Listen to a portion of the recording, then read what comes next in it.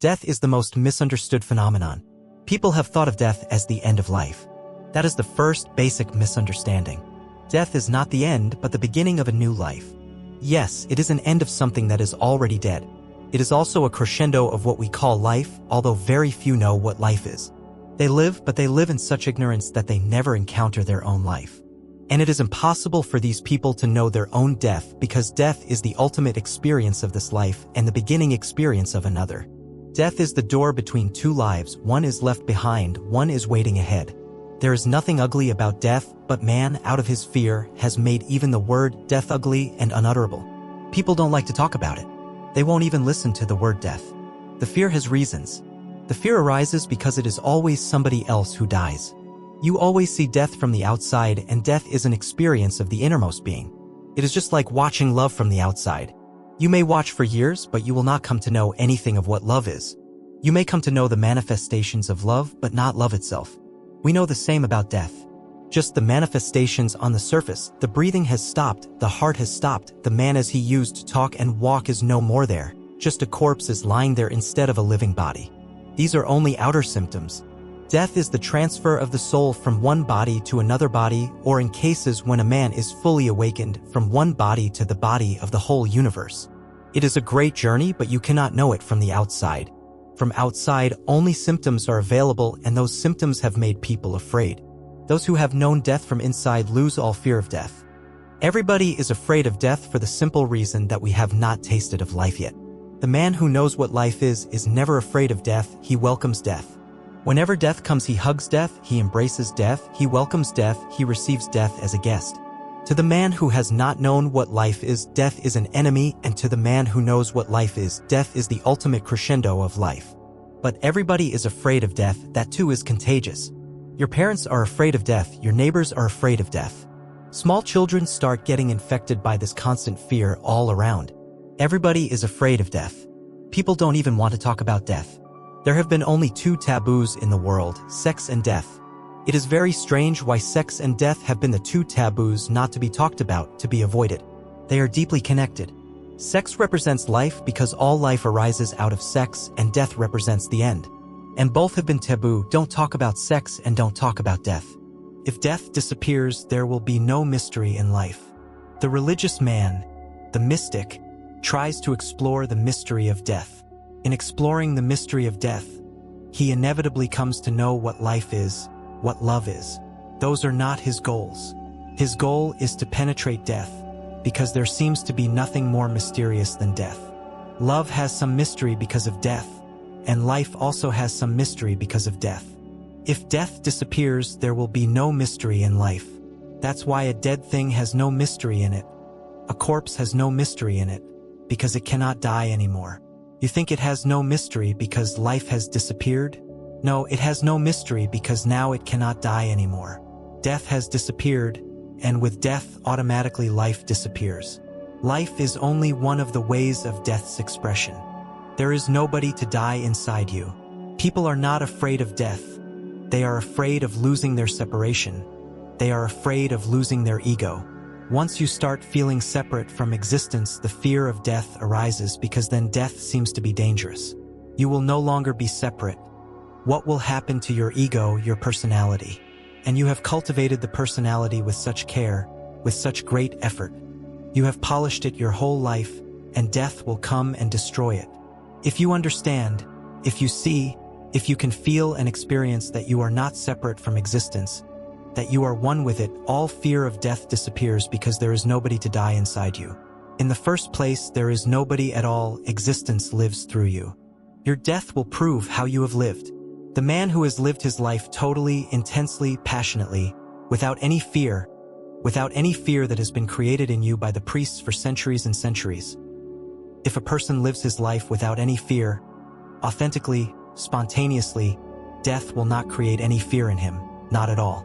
In fact, death will come as a great rest. Death will come as the ultimate flowering of life.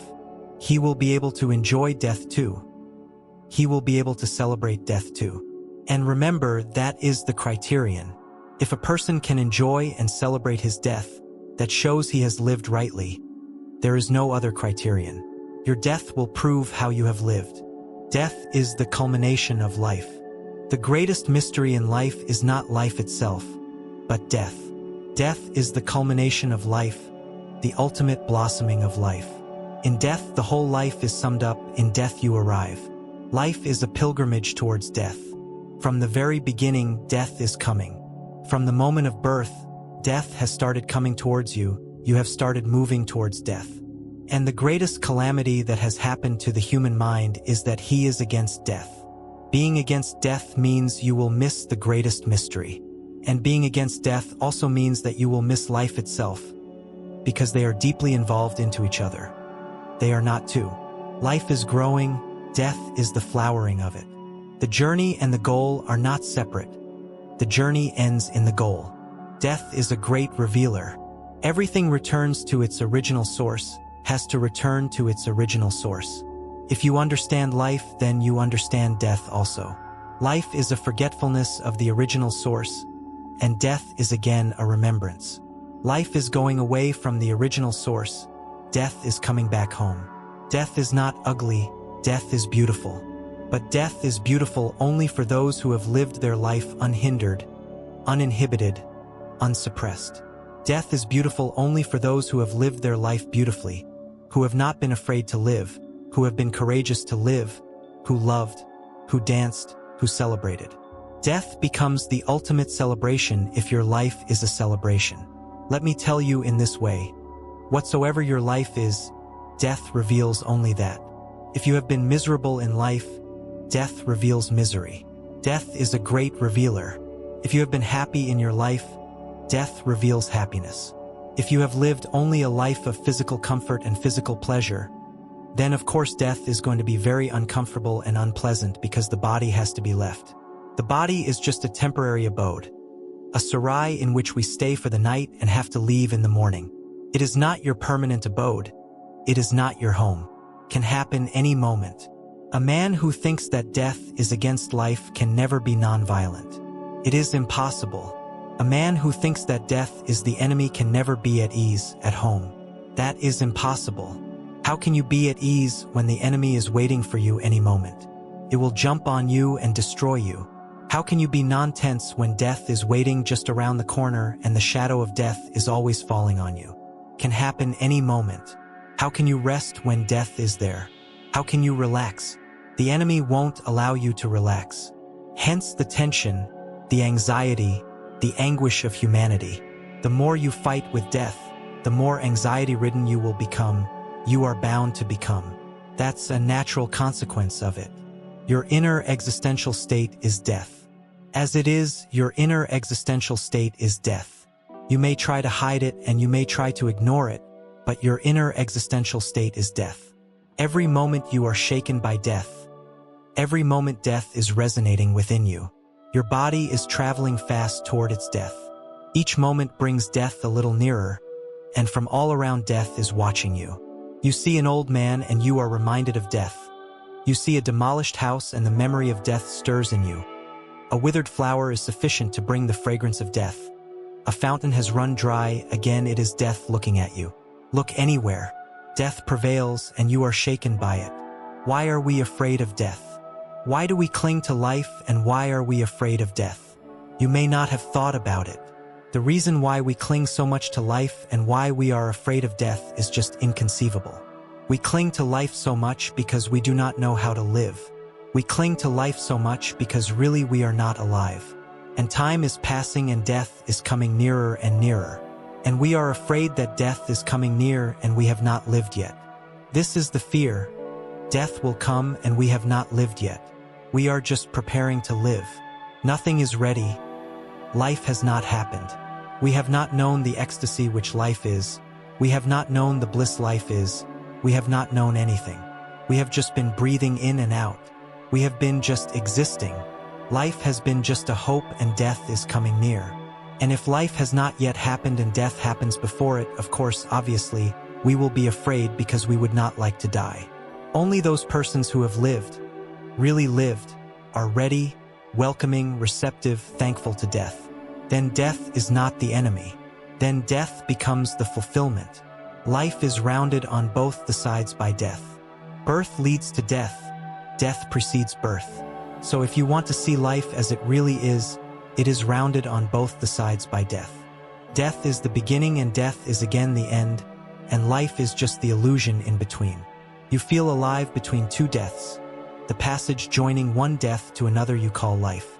Buddha says this is not life. This life is dukkha, misery. This life is death. That is why he appears to us who are deeply life-hypnotized, obsessed about being alive in any way as life-negating. To us, just to be alive seems to be the end.